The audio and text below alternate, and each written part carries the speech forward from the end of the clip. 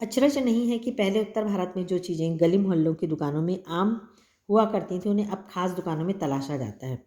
यह भी एक कड़वा सच है कि स्थानीय व्यंजनों को हमने तथाकथित आधुनिकता के चलते छोड़ दिया है और पश्चिम की नकल में बहुत सी ऐसी चीज़ें अपना ली हैं जो स्वाद, स्वास्थ्य और सरसता के मामले में हमारे बहुत अनुकूल नहीं है।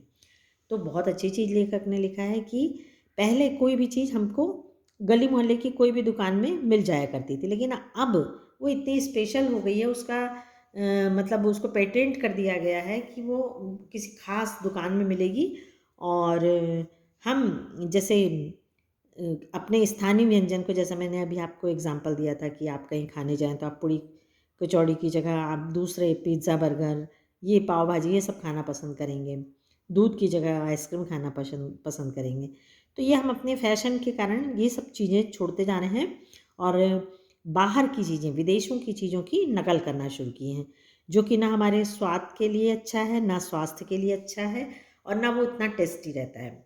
अब जैसे आप मैंने देखा है कि बहुत हर घर में लगभग टोमेटो सॉस आता है और वो भी अलग-अलग ब्रांड के आते हैं।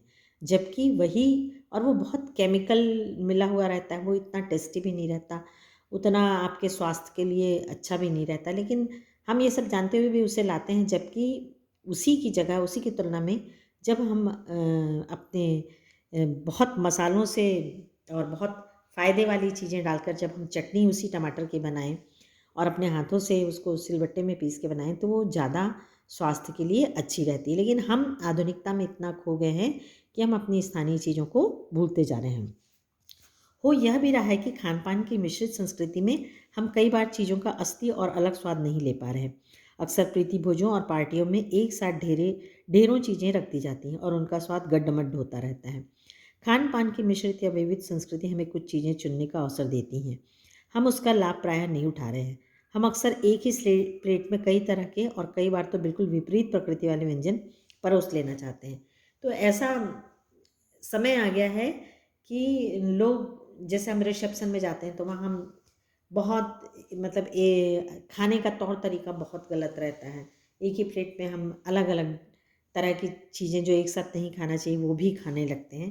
तो ये खाली आधुनिकता है और कुछ भी नहीं है। इसलिए खान-पान की जो मिश्रित विविध संस्कृति बनी है और लग यही रहा है कि यही और अधिक विकसित होने वाली है, उसे तरह-तरह से जाँचते रहना ज़रूरी है। तो ये लेखक ने बहुत आगे की बात लिख दिया, जो हम अपने वर्तमान में देख रहे हैं कि जो मिश्रित संस्कृति बनी है, ये तो अब इतनी बुरी स्थिति आ गई है। पहले तो क्या है, हम होटलों में जाके और दूसरे प्रांत में जाके खाते थे। अब तो ये है कि एक बॉक्स में ज़ोमैटो में या स्विगी में उसी में आपका मांसाहारी, शाकाहारी एक साथ रहता है और तरह-तरह के कहाँ से बने हैं, क्या है, लेकिन हम उस पे इतने आश्रित हो गए हैं कि हम ज़्यादा पैसे देकर भी उन सब चीज़ों को खाने के लिए मजबूर हो गए हैं और ये सिर्फ़ और सिर्फ़ हमारी आधुनिकता की दौड़ है।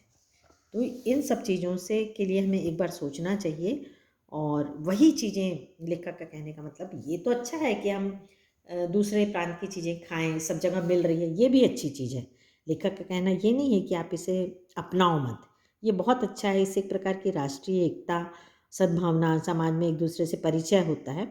लेकिन उसके साथ-साथ हमें जो हमारे स्थानीय व्यंजन हैं और हमारी जो लोकल डिशेज़ हैं, जो हमारे पारंपरिक पारिवारिक खान-पान है, उसे हमें विस्मृत नहीं करना चाहिए, उसे हमें ज़रूर खाना चाहिए और जब हम इसे खाएँगे तो हमारे आगे आने वाली पीढ़ी उससे परिचित रहेगी और वो भी उसे स्वाद लेकर खाएगी और इससे हमारी भारतीय संस्कृति, हमारी जो रिवाज है वो जीवित रहेगी। Thank you.